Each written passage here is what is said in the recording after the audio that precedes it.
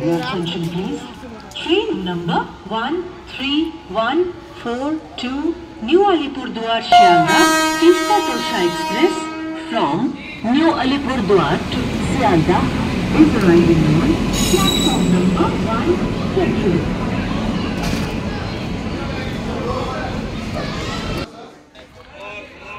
দীঘা, পুরী, দার্জিলিং বাঙালির দীপুদা প্রত্যেক বাঙালিই ঘুরে ফেলেছে, একবার না বহুবার। তাই এইবার আমরা ঠিক করলাম এই কমন ডেস্টিনেশন ছাড়া একটা নতুন জায়গায় যেতে। ইউটিউবের টাইটেল আর থাম্বনেল দেখে তোমরা প্রত্যেকে বুঝতেই পেরেছো আমরা যাচ্ছি বকখালি। কলকাতা থেকে মাত্র 3 ঘন্টার দূরত্বে একটা ফাঁকা সমুদ্র সৈকতে, যেখানে গেলে নিজেদের মধ্যে আপনারা টাইম স্পেন্ড করতে পারেন। তাহলে চলুন বন্ধুরা, আর দেরি না করে একেবারে ভিডিওর মধ্যেই প্রবেশ করা যায়।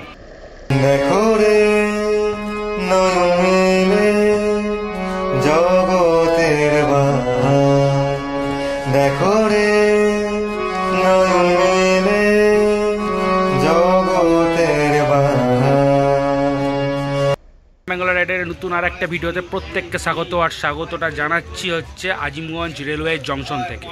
এই মুহূর্তে আমরা আজিমগঞ্জ জংশনে আছি, ঘড়িতে বাজে রাত 11টা। আর কিছুক্ষণের মধ্যেই তিস্তা তোরসা এক্সপ্রেস আজিমগঞ্জ থেকে শিয়ালদার উদ্দেশ্যে রওনা দেবে। আর আমরা এই ট্রেনেই যাচ্ছি হচ্ছে শিয়ালদা জংশন।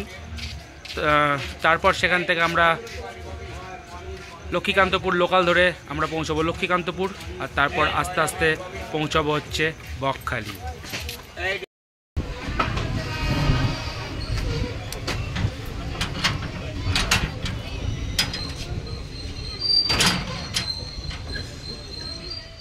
পনেরো 960 ডিব্রুগড় শিয়ালদা এক্সপ্রেসে চেপে আমরা আজিমগঞ্জ থেকে শিয়ালদা এই মুহূর্তে এসে পৌঁছলাম।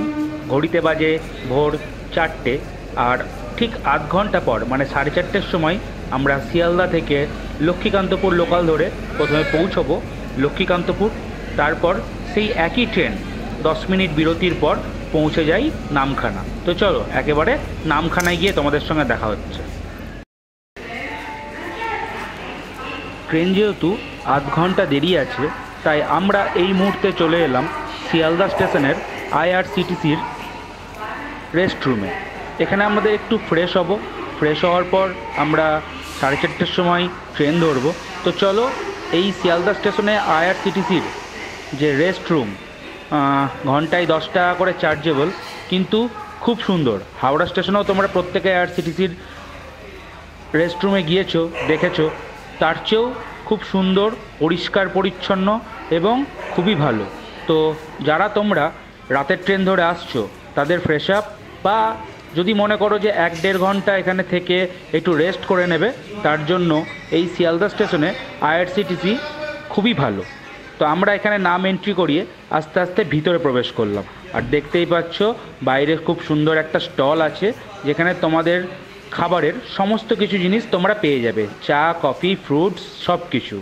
আমরা এখন এই মুহূর্তে প্রবেশ করছি IRCTCর রেস্ট রুমে।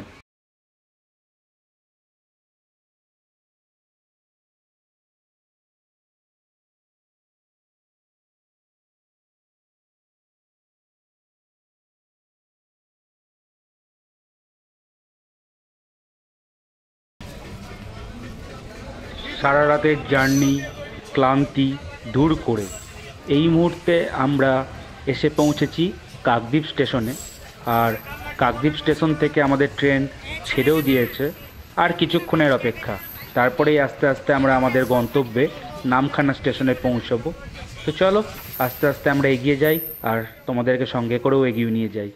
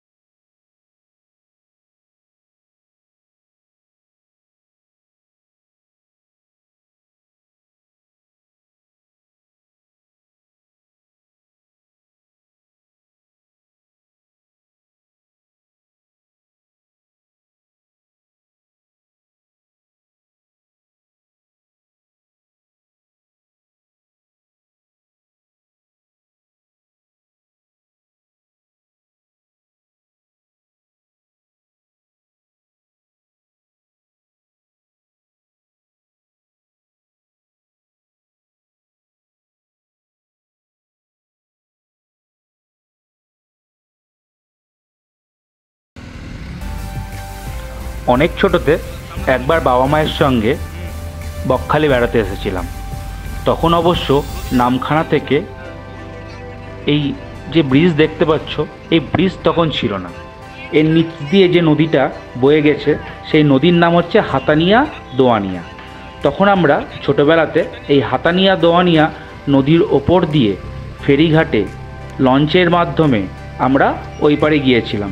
এই মুহূর্তে আমি যে ব্রিজের উপর দিয়ে যাচ্ছি সেই ব্রিজটির নাম হচ্ছে, সবাই নামখানা ব্রিজ নামেই চেনে, প্রচলিত কথা, কিন্তু প্রকৃত অর্থ এই ব্রিজের নাম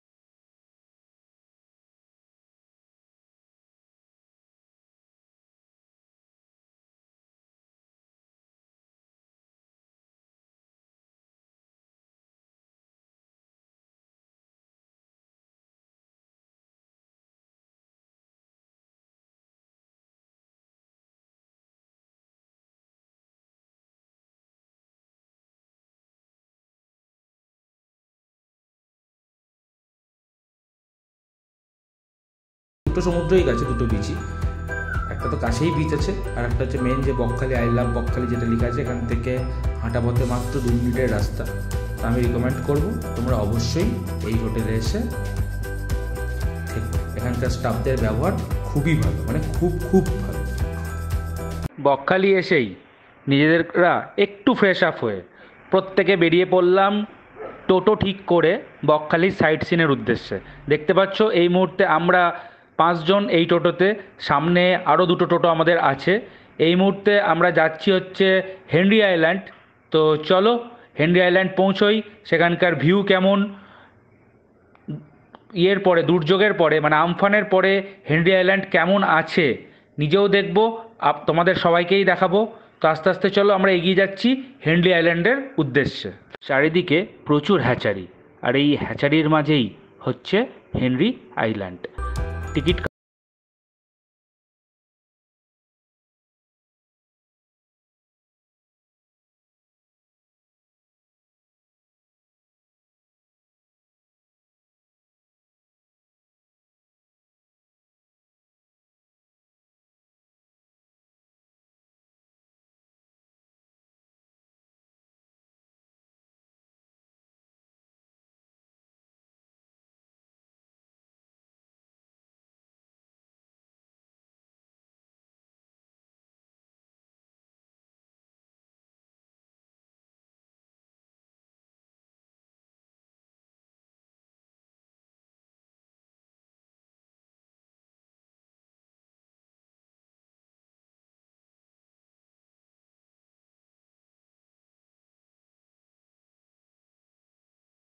ফ্রেন্ডস, এই মুহূর্তে আমি আছি হেনরি আইল্যান্ডে।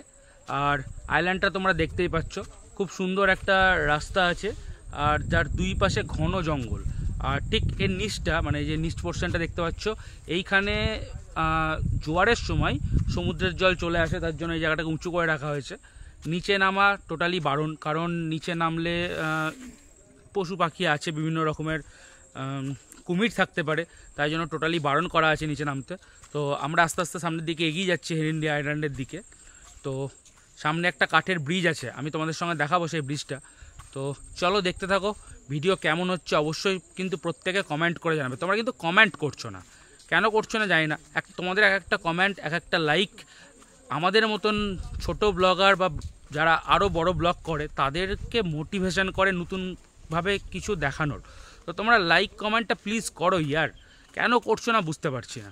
তো চলো, এই মুহূর্তে আমি আছি হেনরি আইল্যান্ডে, আর রাস্তাটা তোমরা পিছনের রাস্তাটা দেখতেই পাচ্ছ সামনেও। হাই ফ্রেন্ডস, এই মুহূর্তে আমি যেটা বলছিলাম তোমাদেরকে যে একটা কাঠের ব্রিজ আছে, আর ঠিক নিচটাতে প্রচুর লাল কাঁকড়া, তারপর মাগুর মাছ, তারপর এরকম টাইপের প্রচুর মাছ এখানে আমরা দেখতে পাচ্ছি।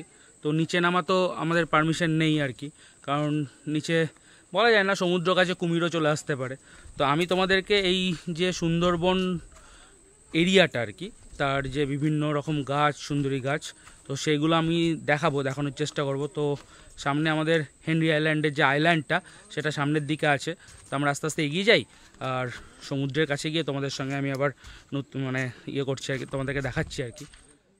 তো যেটা বলছিলাম, তো এই বিচে প্রচুর চোরাবালি আছে, স্নান করা তো একদমই পসিবল না, জাস্ট নামতে পারো, দেখতে পারো। প্রত্যেকে অবশ্যই একবার বকখালি ঘুরে যাও, একদিনের ছোট্ট একটা ট্রিপ। যারা কলকাতা থেকে আসছো তাদের জন্য তো মাত্র 3 ঘন্টার জার্নি, আর যারা মুর্শিদাবাদ থেকে আসছো তাদের জন্য একটু টাফ, কারণ তাদেরকে রাত্রে একটা 4-5 ঘন্টার একটা জার্নি করতে হয়। তো সব কিছু মিলে এই বকখালির এই হেনরি আইল্যান্ড একটা সুন্দর, সুন্দর পরিবেশ, এবং সুন্দরবন ফিল হবে। তোমরা আসতেই পারো। আমি চেষ্টা করছি নিচে নেমে তোমাদেরকে দেখানোর যে সুন্দরী গাছের যে শ্বাসমূল, সুন্দরী গড়ান যেগুলো তোমরা শুনেছো, সেই শ্বাসমূল কীরকম হয় আমি তোমাদেরকে দেখানোর চেষ্টা করব। তো চলো আগে সামনের দিকে যাই, বীজটা দেখে আসি, তারপর একবার নামার চেষ্টা করছি, নেমে তোমাদেরকে অবশ্যই দেখাবো। আর এই হচ্ছে বিস্তীর্ণ জঙ্গল এরিয়া, দেখতে পাচ্ছ আমার চারপাশেই পুরো জঙ্গল। আর ওই যে দূরে রাস্তাটা চলে যাচ্ছে ওটা হচ্ছে হেনরি আইল্যান্ডের বিচ। তো এই মুহূর্তে তোমরা একটা 360 ভিউ দেখতে চলেছো এই সুন্দর হেনরি আইল্যান্ডের, যার চারিপাশে সুন্দর ঘন জঙ্গল, সমুদ্র সামনের দিকে, ওই যে ফাঁকা জায়গাটা দেখা যাচ্ছে ওটা দিয়ে সমুদ্র আর কি, আর পুরোটাই সুবিস্তৃত জঙ্গল আর কি। জঙ্গলের মাঝখানে একটা সুন্দর মনোরম পরিবেশ। প্লিজ আমি সবাইকে রিকোয়েস্ট করছি, তোমরা যদি আসো, আমার ডেসক্রিপশান বক্সে হোটেলের নাম্বার, টোটো ড্রাইভারের নাম্বার সমস্ত কিছু দেওয়া থাকবে, তোমরা যোগাযোগ করে নিও।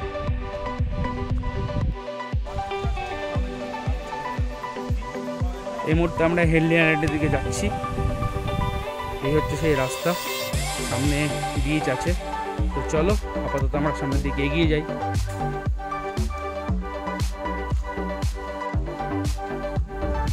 দীঘার তালসারির মতন এই এলাকাতেও প্রচুর কিন্তু লাল কাঁকড়া দেখতে পাওয়া যায়। এই মুহূর্তে আমি দেখতে পাচ্ছি, কিন্তু সমুদ্রটা অনেকটাই দূরে আছে, তাই জন্য এইখানে কাঁকড়ার পরিমাণটা কম আছে। আমি চোখের সামনে খালি চোখে যেগুলো দেখা যাচ্ছে আর কি, প্রচুর কাঁকড়া উঠে আছে, লাল কাঁকড়া।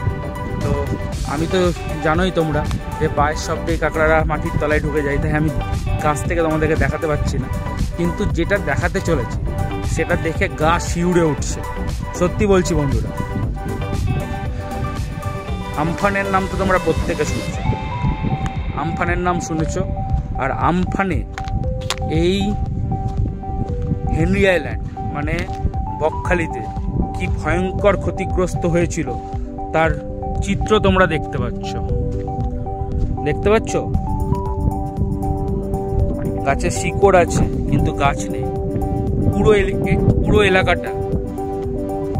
কোনো এক সময় এখানে প্রচুর গাছ ছিল, দেখতেই পাচ্ছ তোমরা, প্রত্যেকটা গাছের শিকড় এখানে আছে, প্রত্যেকটা গাছে, কিন্তু গাছ কিন্তু একটাও নেই। তার বোঝাই যাচ্ছে যে এই এলাকায় আমফানের সময় কতটা ক্ষতিগ্রস্ত হয়েছিল। সুবিস্তৃত এলাকা, যতদূর চোখ যাবে তত দূরই একই রকম। এই জায়গাটা এক সময় জঙ্গলে পরিপূর্ণ ছিল, ঠিক আমার পিছনে মানে এই রকমের মতো, কিন্তু আজ সেটা নেই। তাহলে বন্ধুরা যেটা বললাম, আজ এই জঙ্গল আছে বলেই আমরা নিঃশ্বাস নিয়ে বাঁচছি, এই গাছ আছে বলেই পরিবেশ বেঁচে আছে, এবং যত রকম সমুদ্রের ঝড় ঝাপটা, আমফানের মতন যত ঝড় ঝাপটা আছে সব কিছু প্রতিরোধ করছে। তো প্রত্যেকের কাছে আমার অনুরোধ, প্রতি বছর অন্তত নিজের দায়িত্বে অন্তত 10টা করে গাছ আপনারা আপনাদের নিজস্ব এলাকায়, বাড়িতে, বাড়ির আশেপাশে, আপনার যেখানে ইচ্ছে, দরকার পড়লে এখানে এসেও আপনারা গাছ লাগান এবং পরিবেশ সচেতন হয়ে উঠুন। আশা করছি ভিডিওটা তোমাদের প্রত্যেকের ভালো লাগছে। যদি ভালো লাগে আর আমার এই মেসেজ যদি তোমাদের প্রত্যেকের ভালো লাগে, প্লিজ ভিডিওটা প্রত্যেকে লাইক করো, সাবস্ক্রাইব করো, আর পারলে ফ্যামিলি মেম্বারদের কাছে আমার এই বার্তা পৌঁছে দিও। আর হ্যাঁ, লাইক কিন্তু করতেই হবে, তোমাদের এক একটা লাইক কিন্তু আমাদেরকে অনেক মোটিভেশন দেয়। প্লিজ বন্ধুরা, লাইক, কমেন্ট অ্যান্ড শেয়ার। চলো তাহলে আমরা বিচের ধারে যাই, এবার দেখা যাক কী করি আমরা।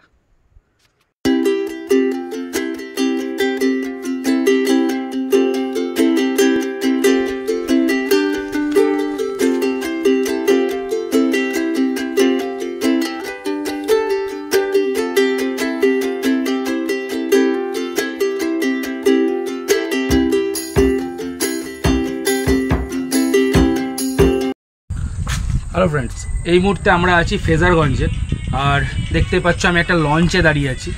এখান থেকে লঞ্চ ছাড়ে জম্বুদ্বীপ যাওয়ার জন্য। আগে এই জম্বুদ্বীপের দ্বীপে নামতে দিত, মানে পর্যটন যারা আসে আর কি ঘুরতে, ট্যুরিস্টদেরকে নামতে দিত। এখন সেটা টোটালি আর্মিদের আন্ডারে হয়ে গেছে, তাই আর নামতে দেয় না। খুলে এই মুহূর্তে আমরা এখানে আছি আর কি। তো দেখা যাক, আমরা যদি যাই জম্বুদ্বীপ, তো জম্বুদ্বীপ এখান থেকে আপ ডাউন, এই ফ্রেজারগঞ্জ থেকে আপ ডাউন 2 ঘন্টা লাগবে। তো তার জন্য আমরা এখনও পর্যন্ত ডিসিশন নিতে পারিনি আর কি, যে আমরা জম্বুদ্বীপ যাচ্ছি কি যাচ্ছি না।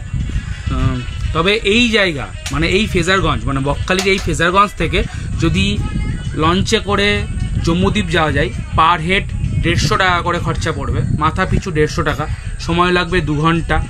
আমরা জম্বুদ্বীপ মানে আপনারা প্রত্যেকেই জম্বুদ্বীপ যেতে পারেন। এবং এইখান থেকে জম্বুদ্বীপ যেতে গেলে আমার জানি না আমি দেখাতে পারছি কিনা, এই যে জঙ্গলটা দেখতে পাচ্ছেন পুরো সুন্দরবন, মানে সুন্দরবনের যে ফিলটা আপনারা পান সুন্দরবন গেলে, যে দুই পাশে ঘন জঙ্গল, ম্যানগ্রোভ, সুন্দরী গাছ, গরান গাছ, বিভিন্ন রকম ক্রোকোডাইল মানে কুমির, সমস্ত কিছু আপনারা যেটা সুন্দরবনে পান সেটা এখান থেকেও পসিবল, মানে সম্ভব। কিন্তু এখানে আমরা যে টোটো ভাড়া করে এসছি আর কি, যে এক পার ডে পার টোটো 300 টাকা ভাড়া, কিন্তু এখানে যেহেতু 2 ঘন্টা লাগবে আর কি আপ ডাউন করতে, তো পার টোটোতে 200 টাকা করে এক্সট্রা চাইছে আর কি, যে এখানে থাকার জন্য, মানে 2 ঘন্টা যেহেতু আমরা থাকবো না, 200 টাকা করে চাইছে। তো আমি যাচ্ছি কিনা আমি বলতে পারছি না এই মুহূর্তে। তো তোমরা যদি কেউ আসো শুধুমাত্র এই জম্বুদ্বীপ দেখার জন্য, তোমরা একটা দিন রাখবে এবং এখানে এসে দেখবে। আর একটা ভালো কথা, এখান থেকে কিন্তু গঙ্গাসাগরও যাওয়া যায়। তোমরা যদি গঙ্গাসাগর, মৌসুমি আইসল্যান্ড যদি যেতে চাও, এখান থেকে যেতে পারবে, এই লঞ্চের মাধ্যমেই যেতে পারবে। এখানে দেখতে পাচ্ছ আমার পিছনে পরপর প্রচুর লঞ্চ, মানে প্রচুর লঞ্চ ওইদিকে আছে আর কি, রোদের জন্য দেখা যাচ্ছে না হয়তো। তো তোমরা এখানে আসো এবং এই বকখালি ফ্রেজারগঞ্জ থেকে তোমরা লঞ্চ ভাড়া করে জম্বুদ্বীপ ঘুরে এসো। কথা দিচ্ছি সুন্দরবনের মতন একটা সুন্দর ভিউ তোমরা পাবে। তো চলো, যদি আমি যাই তাহলে আমি তোমাদেরকে লঞ্চের পুরো অভিজ্ঞতা শেয়ার করব।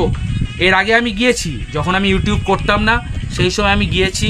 সেই সময় মাত্র 50 টাকা করে ভাড়া ছিল, এখন সেটা 150 হয়ে গেছে।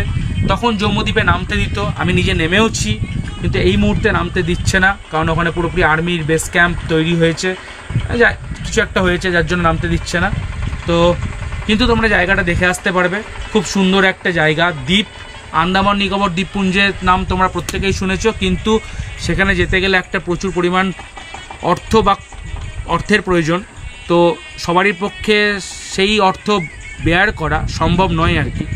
কিন্তু এখানে এসে আন্দামান নিকোবর দ্বীপপুঞ্জের মতনই একটা দ্বীপ জম্বুদ্বীপ, তোমরা দর্শন করতে পারবে।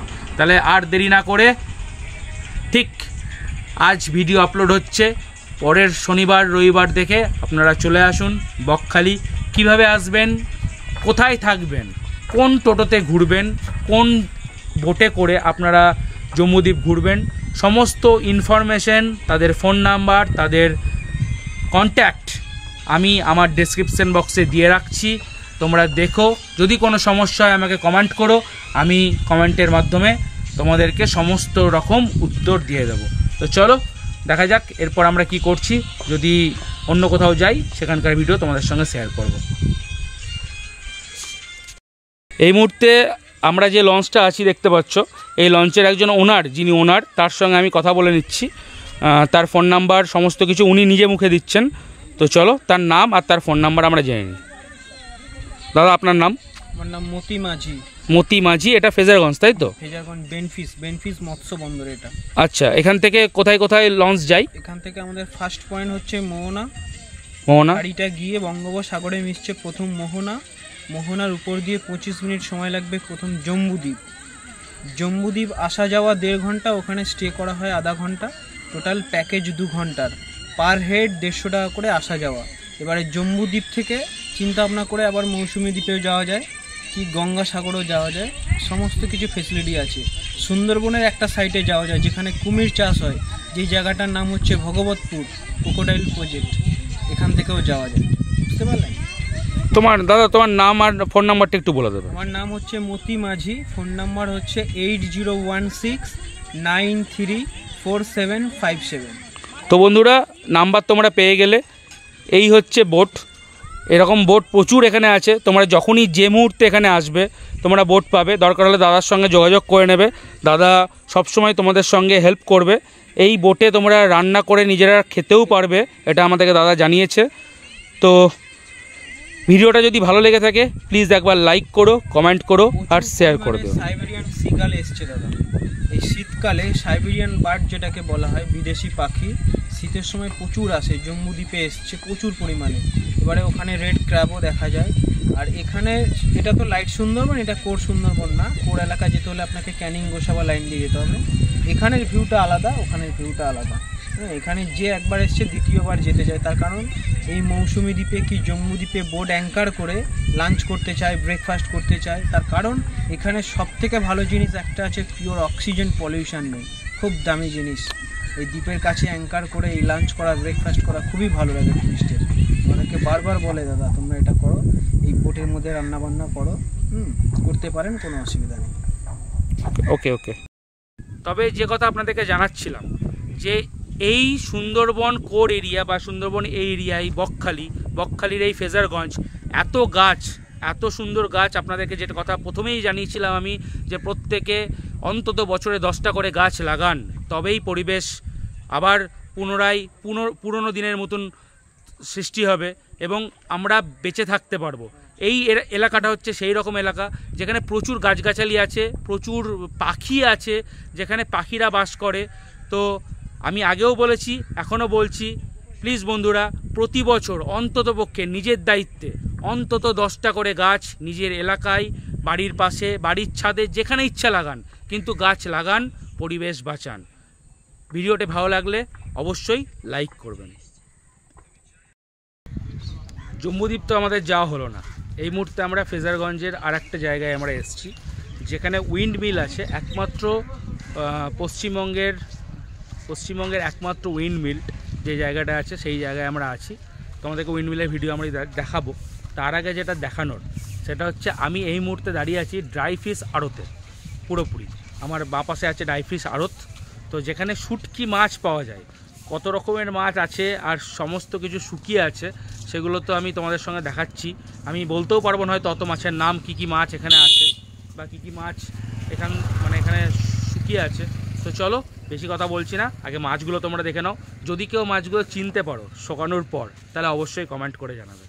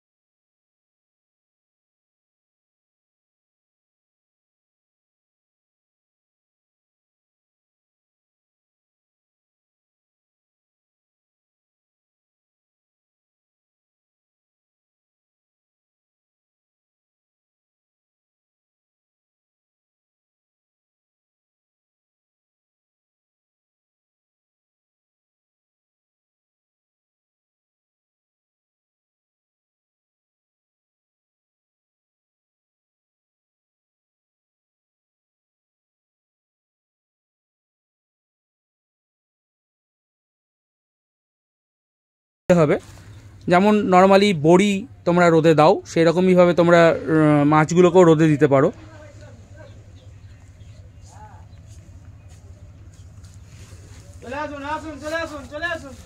হ্যালো ফ্রেন্ডস, এই মুহূর্তে আমরা আমাদের হোটেলের পাশেই একটা সমুদ্র সৈকত আছে, সেখানে আমরা যাচ্ছি। আর আমার সঙ্গে দেখো দুটো খুদে বাচ্চা যাচ্ছে, এরাও দুটো খুদে বাচ্চা, এরাও সমুদ্র স্নান করবে। তো চলো সমুদ্রে আগে যাই। সমুদ্র এখন অনেক দূরে, মানে এখন ভাটা চলছে, সেই ভাটা পার করবো আর কি। মানে ভাটাটা যেহেতু চলছে অনেক দূরে সমুদ্র, তাই চলে আয় চলে আয়। যেহেতু ভাটা চলছে, সমুদ্র এখন অনেক দূরে আছে, জোয়ারের সময় এগুলোতে জল থাকে। যেহেতু এটা দীঘা নয় বা আসতে দীঘা বা মন্দারমণি নয়, তো এটা হচ্ছে বকখালি। তো এখানে ন্যাচারালি ঢেউটা একটু কমই থাকে, কিন্তু একদিনের জন্য কলকাতা থেকে এটা খুব সুন্দর কাছের জায়গা। হ্যাঁ, দীঘা প্রত্যেকে গেছো, বকখালি প্রত্যেকে এসছো, কিন্তু তবুও এই জায়গাটাতে একটু সমুদ্রের ঢেউয়ের পরিমাণ কম থাকে, একটু অনেকটা দূর পর্যন্ত হেঁটে যেতে হয় বালির চট দিয়ে। তো আমরা এই মুহূর্তে হাঁটছি, তারপর আমরা সমুদ্রে পৌঁছাবো, স্নান করব। তারপর আজকে সবচেয়ে বড় সারপ্রাইজ, আজকে দুজনের জন্মদিন, মানে আমাদের প্রিয় বান্টিদা, মানে আমাদের বান্টিদার মেয়ের জন্মদিন, চাঁদদার নিজস্ব জন্মদিন। আর এই যে বাচ্চাটা দেখতে পাচ্ছ লাল ট্রাউজার পরে আছে, ওর বাবা মার অ্যানিভার্সারি। তো আমরা অ্যানিভার্সারি সেলিব্রেশন করব, জন্মদিন সেলিব্রেশন করব, সমস্ত কিছু বিকেলের দিকেই করব সেলিব্রেশন। তো এই মুহূর্তে আমরা এখন স্নান করতে যাচ্ছি, স্নান সারি, দুপুরের লাঞ্চ করি, তারপর আমরা আস্তে আস্তে মানে আমরা এই সমস্ত উদযাপন করব আর তোমাদের সঙ্গে ভিডিও শেয়ার করব। Hello friends, good evening from Bakkhali. এই মুহূর্তে আমি বকখালির মেন সি বিচে আছি আর কি। তো সেখানেই আমরা এখন এসছি ঘুরতে। তো আমার পিছনে দেখতে পাচ্ছ লেখা আছে, ওখান থেকে স্টার্ট হচ্ছে আই লাভ বকখালি।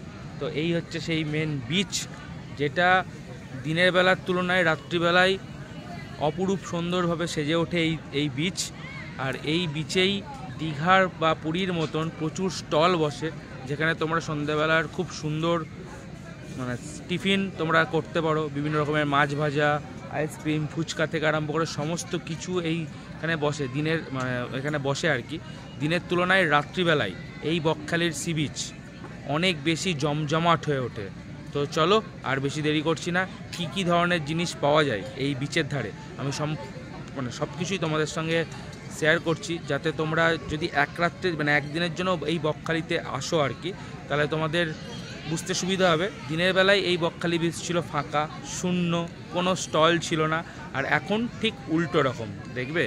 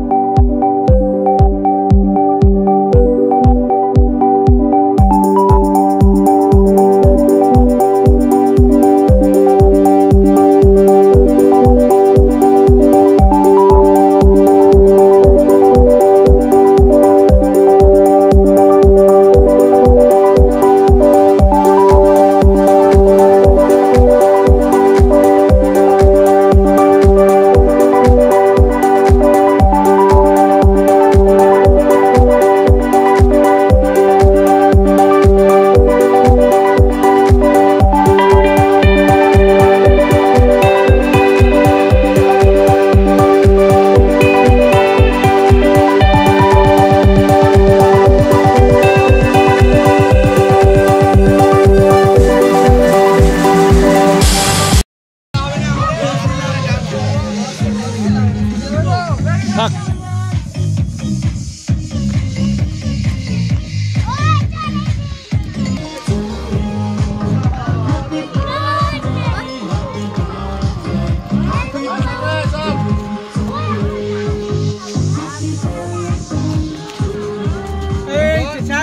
আলোটা ছাড়, আলোটা ছাড়, আলোটা ছাড়,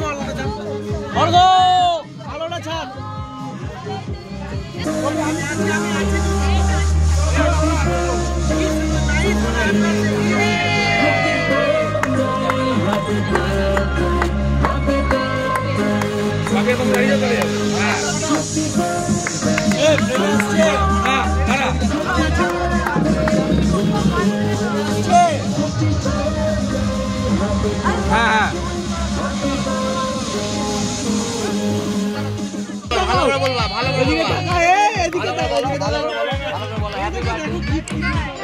চলো দাদা।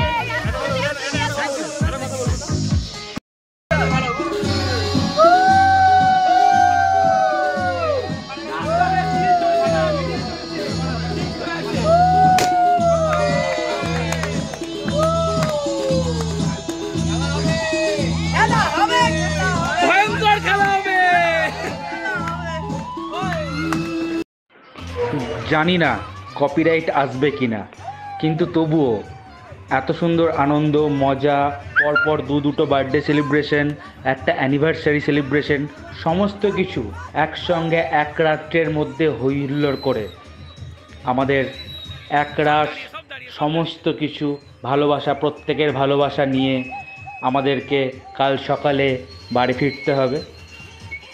আসলে আমার অফিসের ছুটি ছিল না, তাই আমি ওদের সঙ্গে পরবর্তী সকালে মানে গতকাল সকালে গঙ্গাসাগর যেতে পারছি না। এরা প্রত্যেকেই গঙ্গাসাগর যাবে।